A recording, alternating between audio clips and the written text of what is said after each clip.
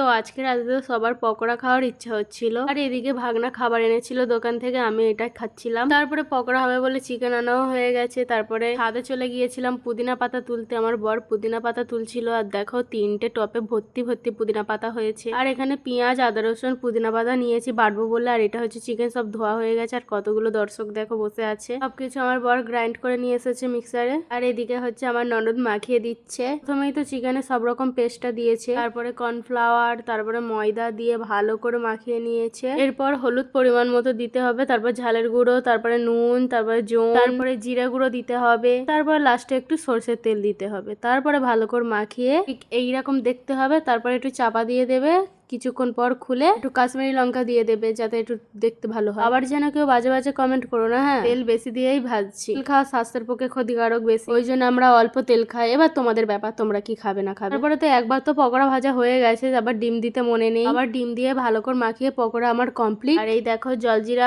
পকোড়াগুলো সব আমার ননদ ভেজে দিয়েছিল। তারপরে জলজিরা দিতে দেখো কত সুন্দর দেখতে, খেতেও টেস্টি হয়েছে।